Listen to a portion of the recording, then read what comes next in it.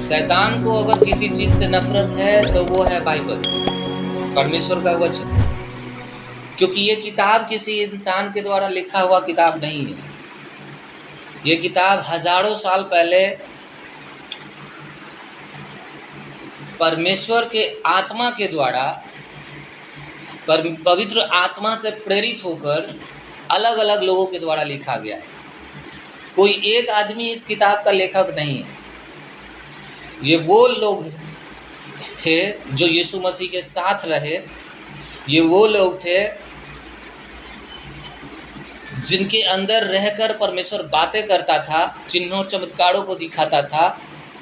और ये हर एक उस व्यक्ति के पास होना चाहिए जो कहता है कि हम यीशु मसीह में विश्वास करते हैं, चाहे इसका कीमत कोई भी हो। बाइबल के बारे में हम इतना ज़्यादा उत्साहित रहते हैं, हम अक्सर चर्च में ये बात कहते हैं कि मेरे पास अलग अलग प्रकार का बाइबल है।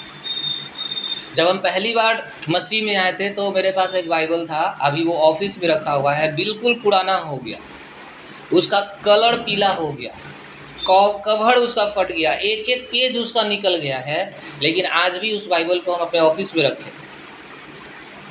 उसको डेली पढ़ने के लिए। उसमें इतना उस बाइबल को पढ़े हैं कि आगे से लेकर पीछे तक blue pen, black pen, red pen, इतने तरह का पेन उसमें चला हुआ है। हर एक पन्ना को आप पलटिएगा उसमें पेन चला हुआ दिखेगा, पूरा कलरफुल हो गया। बार बार पढ़ते पढ़ते वो कलरफुल हो गया।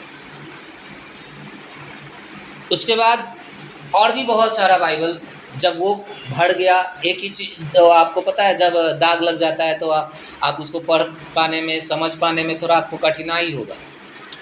सबसे पहला बाइबल हम जो खरीदे थे सिर्फ 50 रुपये का था वो।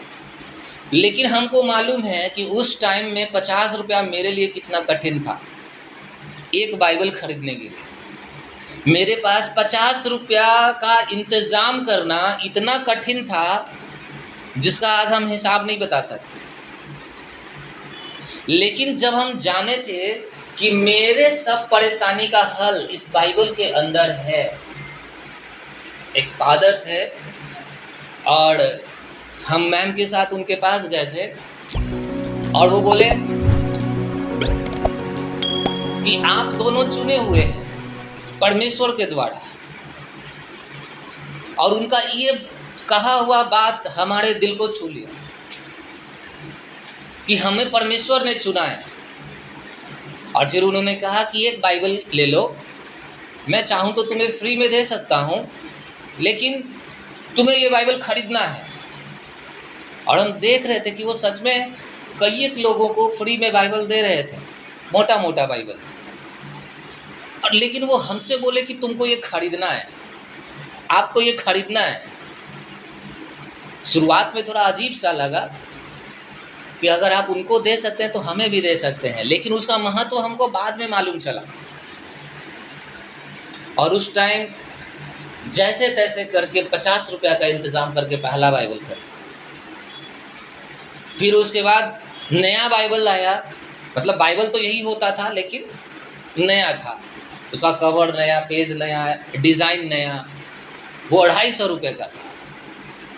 हम आपको बाइबल का कीमत नहीं बता रहे हैं क्योंकि ये इतना कीमती चीज़ है कि इसका कोई मोल नहीं है। लेकिन ये छपाई करके हम तक पहुंचने में जो इसका खर्च होता है, उसके कारण कई सारे लोग बाइबल नहीं खरीदते। अभी ये जो मेरे हाथ में आप बाइबल देख रहे हैं, मेरे पास ऑलरेडी 4 बाइबल है, मैम के पास ऑलरेडी 3 बाइबल है, यासिका के पास 2 बाइबल है। ये बाइबल इतना सारा क्यों?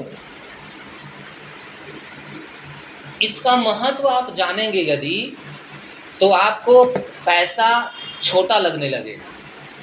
अभी जो आप मेरे हाथ में ये बाइबल देख रहे हैं, ये 950 रुपये का बाइबल है। ये वही बाइबल है जो आपके हाथ में है। लेकिन फिर क्यों इतना ज़्यादा पैसा खर्च करना? आपको मालूम होता है कि जितना ज़्यादा कीमती चीज़ आपके पास होता है, आप उसको उतना ही ज़्यादा संवार कर रखते हैं, उतना ही ज़्यादा हिफाजत से रखते हैं, हाँ कि ना? आप उसको संभाल कर रखते हैं। जैसे जैसे आपको इसका कीमत पता चलेगा, वैसे वैसे आपका नज़रिया इसके प्रति बदलता जाता है। इसलिए हम आप सबसे एक बात ध्यान दे करके कहना चाहते हैं कि सुनिए, ये आपको लेने में कितना भी पैसा खर्च हो, कभी भी मत कहिएगा कि ये महंगा है।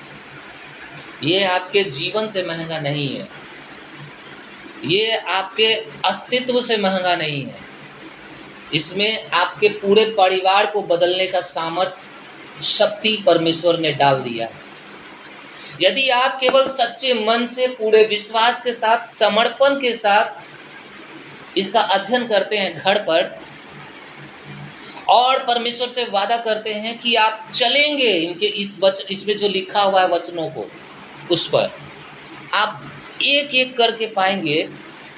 क्योंकि आज हम जब ऑफिस में थे, परमेश्वर हमसे बोला कि हम सबसे पहले आज बाइबल का उपयोगिता आपको समझाएं। इसलिए बाइबल पढ़ना ज़रूरी। यही वो चीज़ है जिससे शैतान डरता है, और यही कारण है कि शैतान नहीं चाहता कि कोई विश्वासी वचन सुने, कोई विश्वासी बाइबल पढ़े। आप अगर नए विश्वासी हैं और बाइबल पढ़ने बैठते हैं, तो आप अपने शरीर में अलग अलग प्रकार का गतिविधि महसूस करेंगे, आपका मन उबने लगेगा, कितना का तो आंख धुंधला सा लगने लगता है, कितनों को चक्कर आने लगता है, कितनों को नींद आने लगता है, जबकि बाकी दूसरा काम करने में सब कुछ सही लगेगा। लेकिन जैसे ही आप बाइबल पढ़ेंगे या कोई मसीही किताब पढ़ेंगे, तो आपके साथ इस तरीके का काम होने लगेगा। ये इसलिए नहीं हो रहा है कि इसका दुष्प्रभाव है, ये इसलिए हो रहा है कि जो आपके आस पड़ोस में नकारात्मक शक्ति है, शैतानी शक्तियाँ जो काम कर रही हैं, वो नहीं चाहती कि आप इसको पढ़ें। क्योंकि इसको पढ़ने का मतलब है कि आप अपने मुंह से परमेश्वर का वचन बोल रहे हैं, और परमेश्वर का वचन जहाँ कहीं भी होता है, बाइबल कहती है जहाँ वचन है वहाँ परमेश्वर है। यही कारण है, आप यूट्यूब पर देखिए, यूट्यूब पर लोग एक से एक रील देख करके घंटों बिता देगा, फेसबुक पर वीडियो देख करके लोग घंटों बिता देंगे, लेकिन परमेश्वर का वचन सुनने में उनका मन उबता है। समझ रहे हैं आप मेरे बात को? ये क्यों उबन होता है? क्योंकि शैतान नहीं चाहता। और जब आप प्रभु में बढ़ रहे हैं, तो आपके ऊपर, आपके शरीर पर, आपके मन पर शैतान का प्रभाव है, और शैतान का प्रभाव केवल और केवल इस वचन के द्वारा टूटता है। और जब तक शैतान का प्रभाव नहीं टूटेगा, तब तक परमेश्वर का भरपूरी जिंदगी में नहीं आएगा। हालेलुया। इसलिए बाइबल पढ़ना एक आदत बनाइए।